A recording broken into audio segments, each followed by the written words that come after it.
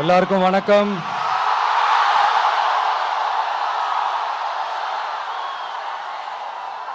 எல்லாரும் எப்படி இருக்கீங்க? சாப்பிட்டீங்களா?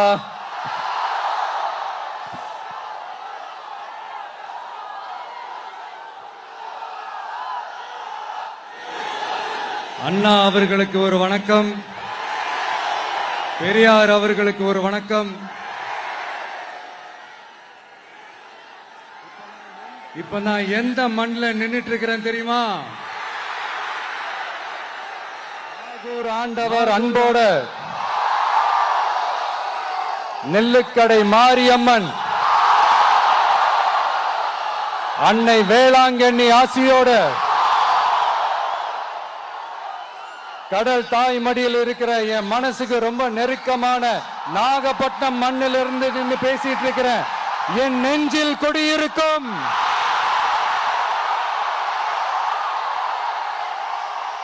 உங்கள் அனைவருக்கும் என்னைக்குமே ஒரு மீனவ நண்பனா இருக்கிற இந்த விஜயோட அன்பு வணக்கங்கள். இந்த கப்பல் இருந்து வந்து இறங்குற இந்த பொருட்களை எல்லாம் விற்கிறதுக்காக அந்த காலத்துல அந்தி கடையெல்லாம் நாகப்பட்டினத்துல இருக்கும்னு கேள்விப்பட்டிருக்கிறேன். மீன் பிடிக்கிற தொழில், மற்ற தொழில்கள், இந்த விவசாயம், எந்த பக்கம் திரும்பினாலும் எப்படி பார்த்தாலும் உழைக்கிற மக்கள் இருக்கிற ஊர் தான் நம்ம நாகப்பட்டினம் ஊர். மத வேறுபாடே இல்லாத, அனைவருக்கும் பிடித்து போன, மத சார்பின்மைக்கு எடுத்துக்காட்டாக வாழ்ற உங்கள் அனைவருக்கும் மீண்டும் என்னுடைய சிரம் தாழ்ந்த ஸ்பெஷல் வணக்கங்கள். இந்த தமிழ்நாட்டில் இந்த மீன் ஏற்றுமதியில் 2வது இடத்துல இருக்கிறது நம்ம நாகப்பட்டினம் ஹார்பர் தான். ஆனா அங்க நவீன வசதிகளோட இந்த மீன் பதப்படுத்துற இந்த மாடர்ன் தொழிற்சாலைகள்லாம் இல்லை. அது மட்டும் இல்ல, இந்த அடிப்படை வசதிகள் கொண்ட இந்த வீடுகள்லாம் இல்லாம ரொம்ப அதிகமா இந்த குடிசை பகுதிகள் இருக்கிற ஊரும் நம்ம நாகப்பட்டினம் ஊரு தான்.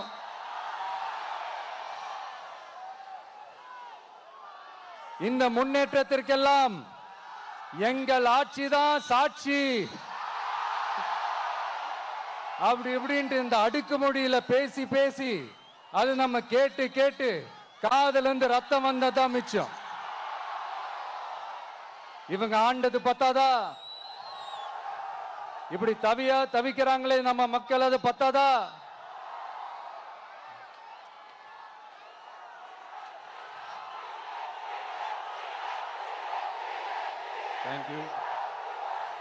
தேங்க்யூ.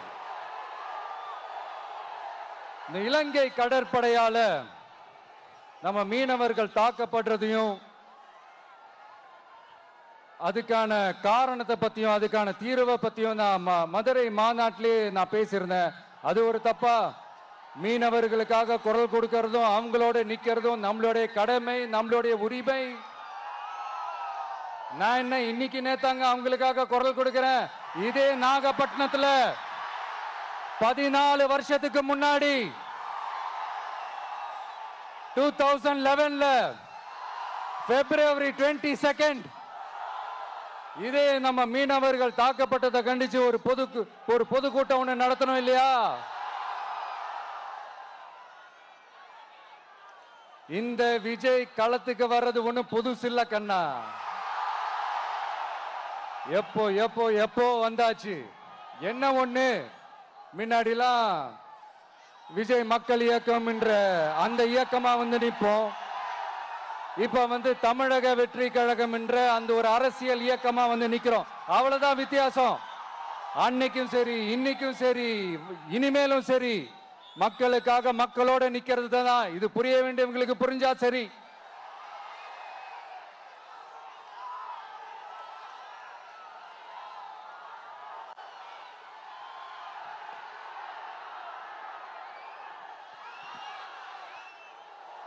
மீனவர்களுக்காக குரல் கொடுக்கிற இதே சமயத்துல நம்ம தொப்புள் கொடி உறவுகளான ஈழத் தமிழர்கள் அவங்க இலங்கையில் இருந்தாலும் உலகத்துல எந்த மூலையில இருந்தாலும் தாய்ப்பாசம் காட்டின தலைவனை இழந்து தவிக்கிற அவங்களுக்காகவும் குரல் கொடுக்கிறது, அவங்களுக்காகவும் நிக்கிறது நம்மளோட கடமை இல்லையா? மீனவர்களோட உயிர் எந்த அளவுக்கு முக்கியமோ அந்த அளவுக்கு ஈழத் தமிழர்களோட அவங்களுடைய கனவுகளும் அவங்களுடைய வாழ்க்கையும் நமக்கு ரொம்ப ரொம்ப முக்கியம். நம்ம மீனவர்கள் படுற இந்த கஷ்டத்தை எல்லாம் பார்த்து ஒரு பெருசா ஒரு கடிதம் ஒண்ணு எழுதிட்டு அதுக்கப்புறம் கப்சிப்னு சைலண்டா போறதுக்கு நாம ஒண்ணு இந்த கபட நாடக திமுக அரசும் கிடையாது. மத்த மீனவர்கள்னா இந்திய மீனவர்கள், நம்ம மீனவர்கள்னா தமிழக மீனவர்கள். இப்படி பிரிச்சு பார்த்து பேசுறதுக்கு நாம ஒண்ணு பாசிச பாஜக அரசும் கிடையாது. நிரந்தரமான தீர்வு, நிரந்தரமான ஒரு இந்த ப்ராப்ளத்தை சால்வ் பண்றதுதான் நம்மளுடைய ஒரு முக்கியமான ஒரு அஜெண்டாவே. சரி, இப்ப நம்ம நாகப்பட்டினம் ஏரியாவுக்கு வருவோம்.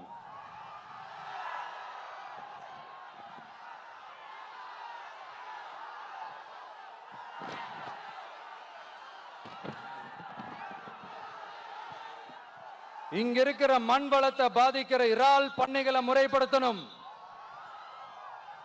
அப்பதான் மீனவர்களோட வாழ்வாதாரமும் விவசாயிகளோட வாழ்க்கையும் பாதிக்காம இருக்கும். கடலோர கிராமங்கள்ல மீன் அரிப்புல இருந்து பாதுகாக்கிற அலையாத்தி காடுகளை அழிக்கிறத பத்தி தடுத்து நிறுத்தி அதுக்கு ஒரு வழி பண்ண வேண்டிய அரசாங்கத்துக்கு இதை விட ஒரு முக்கியமான ஒரு வேலை ஒண்ணு இருக்கு. அது என்ன தெரியுமா? சொந்த குடும்பத்தோட வளர்ச்சியும் சொந்த குடும்பத்தோட சுயநலமும் தான் அந்த முக்கியமான வேலை. இங்க இருக்கிற மக்களுக்கு குடிக்க தண்ணி இல்லாம தவிக்கிறாங்க. அதுக்கு தீர்வா காவிரி தண்ணியை கொண்டு வரலாம், மக்களோட தாகத்தை தீர்க்க. கொண்டு வந்தாங்களா? இவ்வளவு பாரம்பரிய கடல் சார்ந்த ஊர்ல ஒரு கவர்மெண்ட் மெரைன் காலேஜ் ஒன்னு கொண்டு வரலாம். கொண்டு வந்தாங்களா? மீன் சம்பந்தமான எந்த தொழிற்சாலையும் அமைக்கல. அமைச்சாங்களா? அட்லீஸ்ட் நிறைய பேருக்கு வேலை வாய்ப்பு கிடைக்கிற மாதிரி தொழில் வளர்த்தியாவது பெருக்கலாம். அதையாவது செஞ்சாங்களா? ஆனா ஒவ்வொரு டைமும் வெளிநாட்டுக்கு டூர் போயிட்டு வர்றப்பெல்லாம் அத்தனை கோடி முதலீடு, இத்தனை கோடி முதலீடுன்னு சிஎம் அவர்கள் சிரிச்சுக்கிட்டே சொல்லுவாரு. சிஎம் சார், மனசை தொட்டு சொல்லுங்க, வெளிநாட்டு முதலீடா இல்ல வெளிநாட்டுல முதலீடா? ஒட்டுமொத்த தமிழ்நாட்டுக்கும் முதலீடா இல்ல உங்க குடும்பத்தோட முதலீடு வெளிநாட்டுக்கு போகுதா? வேளாங்கண்ணி, நாகூர், கோடியக்கரைன்னு இங்க இருக்கிற டூரிஸ்ட் பிளேஸ் எல்லாம் கொஞ்சம் நல்லா டெவலப் பண்ணலாம். பண்ண என்ன குறைஞ்சா போயிடுவீங்க? வேதாரண்யம் பகுதியில் உப்பு ஏற்றுமதி செய்யறதுக்கு வசதியை செஞ்சு கொடுக்கலாம். செஞ்சாங்களா? நாகூர் ஆண்டவர் அரசு மருத்துவமனையில பிரசவம் பார்க்கிற டாக்டரே இல்லையா? நாகப்பட்டினம் புது பஸ் ஸ்டாண்டையாவது சுத்தமா சுகாதாரமா வச்சுக்கிறாங்களா? நாகப்பட்டினம் ரயில்வே ஸ்டேஷன் வேலைகளை சீக்கிரமா முடிச்சு வைக்கலாம். அதையாவது செஞ்சாங்களா? இங்க ஏற்கனவே இருந்த ஸ்டீல் ரோலிங் மில்லையும் ரயில் பெட்டி தயாரிக்கிற தொழிற்சாலை மூடிட்டாங்க. அத மறுபடியும் திறந்தா நிறைய பேருக்கு வேலை வாய்ப்புகள் கிடைக்கும். ஏன் அதை பத்தி யோசிக்கல? மேலக்கோட்டை வாசல் NH மேம்பாலம் கட்டி 50 வருஷம் ஆச்சு. அது சரியா மேம்படுத்தலாம். அதை செஞ்சாங்களா? Thanjavur to Nagapattinam NH road வேலை பல வருஷமா நடக்குது. இன்னும் முடிச்ச பாடே காணும். அதை வேகப்படுத்தி முடிச்சிருக்கலாம். அதையாவது செஞ்சாங்களா? ரொம்ப முக்கியமா நெல்லு மூட்டையெல்லாம் மழை காலத்துல வெள்ளத்துல நனைஞ்சு நம்ம விவசாயிங்க எவ்வளவு வேதனைப்படுறாங்க. அதுக்கு சரியான ஒரு குடவுன் கட்டி தரலாம். அதையாவது கட்டி தந்தாங்களா? எலெக்ஷனுக்கு முன்னாடி திமுக காரங்க வந்து செய்வோம் செய்வோம் செய்வோம் செய்வோம்னு சொன்னாங்களே, செஞ்சாங்களா? இதெல்லாம் எதுவுமே செய்யாம எல்லாத்தையும் செஞ்ச மாதிரியே அதையும் பெரியம்மையா வேற சொல்லுவாங்க இவங்க. நான் வந்து போன வாரம் திருச்சிக்கும் அரியலூர் மாவட்டத்துக்கும் போய் நம்ம மக்களை சந்திக்க போயிருந்தேன். அப்போ பெரம்பலூரும் போக வேண்டியது. அங்க சில ரூல்ஸ் அண்ட் ரெகுலேஷன்ஸ், ஒரு கட்டத்துக்கு அப்புறம் இந்த பஸ்ஸே மூவ் ஆகல. அதுக்கப்புறம் அதை தாண்டி ஒரு டைமுக்கு மேல பேசுறது, சரி அதெல்லாம் விடுங்க. இந்த நேரத்தில் பெரம்பலூர் பகுதி மக்களுக்கு நான் மன்னிப்பு கேட்டுக்கிறேன். சீக்கிரமாவே உங்களை தேடி நான் வருவேன் ஃபார் ஷுவர். நம்ம வந்து இந்த டூர் பிளான், இந்த ஷெட்யூல் போட்டதுக்கு அப்புறம் அது என்னப்பா சனிக்கிழமை சனிக்கிழமை சனிக்கிழமை அப்படின்னு ஒன்று ஸ்டார்ட் ஆச்சு. அது ஒன்றும் இல்லை, உங்க எல்லாரையும் வந்து பார்க்கும்போது உங்களுக்கு எந்த விதமான டிஸ்டர்பன்ஸும் இருந்துடக்கூடாது. முக்கியமா உங்களுடைய வேலைகளுக்கு எந்த விதமான டிஸ்டர்பன்ஸும் இருந்துடக்கூடாது அப்படின்ற ஒரே காரணத்துக்காக தான் இப்படி வீக்கெண்டா பார்த்து இப்படி இந்த பிளானை ஷெட்யூல் பண்ணோம். லீவு நாட்கள்ல ஓய்வு நாட்கள்ல வரணும்ன்றதான் அந்த எண்ணமே. அது மட்டும் இல்ல, அரசியல்ல சில பேருக்கு நம்ம ஓய்வும் கொடுக்கணும் இல்லையா? அதனாலதான் இந்த ஓய்வு நாட்களா பார்த்து இப்படி செலக்ட் பண்ணோம். சரி, இப்ப நம்ம மக்களை சந்திக்கிறதுக்கு, நம்ம சொந்தங்களை சந்திக்கிறதுக்கு எத்தனை கட்டுப்பாடுங்க. அந்த இடத்துல பர்மிஷன் இல்ல, இந்த இடத்துல பர்மிஷன் இல்ல. ஆனா அதுக்கான காரணங்கள்லாம் நீங்க கேட்டீங்கன்னா சொத்தையான காரணமா இருக்கும். அங்க பேசக்கூடாது, இங்க பேசக்கூடாது, 5 நிமிஷம் தான் பேசணும், 10 நிமிஷம் தான் பேசணும். நான் பேசுறதே 3 நிமிஷம் தான். அதுலயும் அது பேசக்கூடாது, இதை பேசக்கூடாதுன்னு சொன்னா அப்புறம் தான் எதை தான் பேசுறது. அரியலூர்ல போனப்போ நான் கரெக்டா அந்த ஊருக்கு போறதுக்கு முன்னாடி ஒரு அந்த ஏரியாலேயே அந்த பவர் கட்டு. அப்புறம் நான் திருச்சிக்கு போய் நான் பேச ஆரம்பிச்சதுக்கு அப்புறம் அந்த ஸ்பீக்கருக்கு போற அந்த வயரு கட்டு. இல்ல, நான் தெரியாம தான் கேட்கிறேன் சிஎம் சார். ஃபார் எக்ஸாம்பிள், இப்ப ஒரு RSS தலைவர் இங்க வராருன்னு வச்சுக்கோங்க, இல்ல நம்ம பிரதமர் மோடிஜி அவர்களோ இல்ல உள்துறை அமைச்சரோ இங்க வராருன்னு வச்சுக்கோங்க. இந்த மாதிரி கண்டிஷன்ஸ்லாம் போடுவீங்க, இந்த மாதிரி பவர் கட் பண்ணுவீங்க, இந்த மாதிரி வயர் கட் பண்ணுவீங்க. கொஞ்சம் கட் பண்ணி தான் பாருங்களேன். முடியாதுல, பேஸ்மெண்ட் அதிரும்ல. நீங்க தான் மறைமுக உறவுக்காரர்களாச்சே. இதாவது பரவாயில்லைங்க. இதை தாண்டி ஒரு ரூல் ஒண்ணு போட்டாங்க, பஸ்ஸுக்குள்ளேயே இருக்கணுமா, பஸ்ஸை விட்டு வெளியில வரக்கூடாதான், கையை இவ்வளவுதான் தூக்கணுமா, இப்படியே வரணுமா, மக்களை பார்த்து சிரிக்காத, மக்களை பார்த்து கையசைக்காத, இப்படியெல்லாம். ஐயோ ஐயோ, நானும் என்னவோ ஏதோ நினைச்சேங்க. செம்ம காமெடியா இருக்குங்க. I am just enjoying like anything. நேரடியாவே கேட்கிறேன், சிஎம் சார் மிரட்டி பாக்குறீங்களா? அதுக்கு இந்த விஜய் ஆள் இல்ல சார், அதுக்கு நாம ஆள் இல்ல சார். என்ன செஞ்சிருவீங்க? மேக்சிமம் கொள்கைய சும்மா பேருக்கு மட்டும் வச்சுக்கிட்டு குடும்பத்தை வச்சு கொள்ளையடிக்கிற உங்களுக்கே இவ்வளவு இருந்தா, சொந்தமா உழைச்சி சம்பாதிச்ச எனக்கு எவ்வளவு இருக்கும்?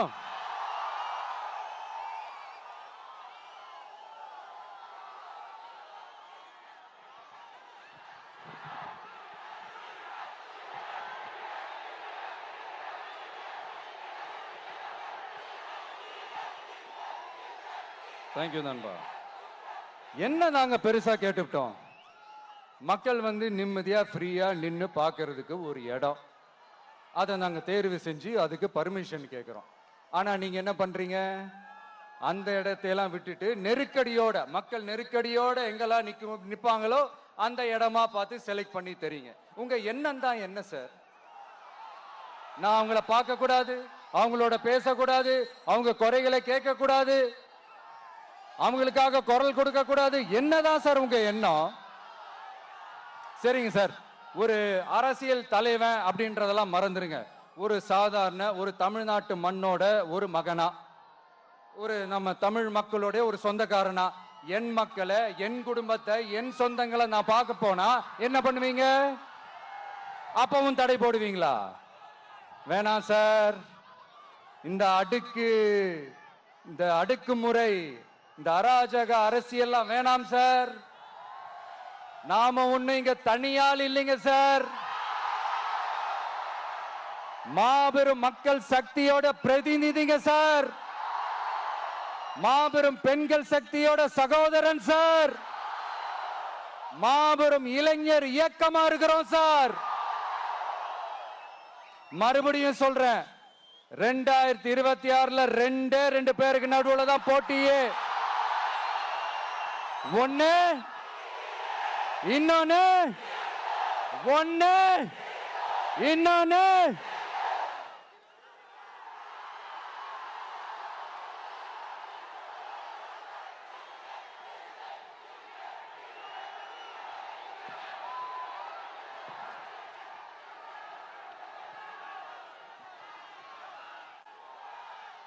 இந்த பூச்சாண்டி வேலையெல்லாம் காட்டுறதை விட்டுட்டு தில்லா கெத்தா நேர்மையா எலெக்ஷனை சந்திக்க வாங்க சார்.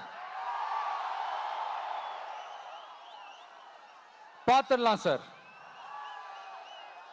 கொள்கையை பேருக்கு மட்டும் வச்சுக்கிட்டு குடும்பத்தை வச்சு தமிழ்நாட்டை கொள்ளையடிக்கிற நீங்களா, இல்ல தமிழ்நாட்டில் இருக்கிற ஒவ்வொரு வீட்டுக்குள்ளேயும் ஒருத்தனா இருக்கிற நானா, இந்த விஜயா?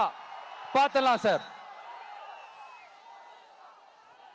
இனிமேலும் இந்த தடைகள்லாம் போட்டீங்கன்னா நான் நேரடியா மக்கள்கிட்டயே பர்மிஷன் கேட்டுருவேன். மக்களே நீங்க சொல்லுங்க, நான் உங்களை பார்க்க வரக்கூடாதா? நான் உங்களோட பேசக்கூடாதா? உங்க குறைகளை நான் கேட்க கூடாதா? உங்களுக்காக நான் குரல் கொடுக்க கூடாதா? இப்படி நமக்கு தடையா போடுறாங்களே, இந்த திமுக அரசு மறுபடியும் ஆட்சிக்கு வரணுமா? உங்க நல்லதுக்காக நம்ம உங்க டிவிக்கு ஆட்சி அமையணுமா?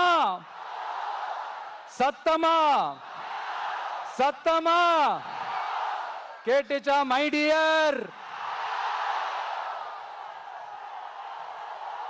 ஏன்பா, நான் தான் அப்பவே சொன்னல, அவருக்கு ஆசையா பாசமா கூப்பிட்டா பிடிக்க மாட்டேங்குது. ஏன்பா மறுபடியும்? கேட்டுச்சா சிஎம் சார்?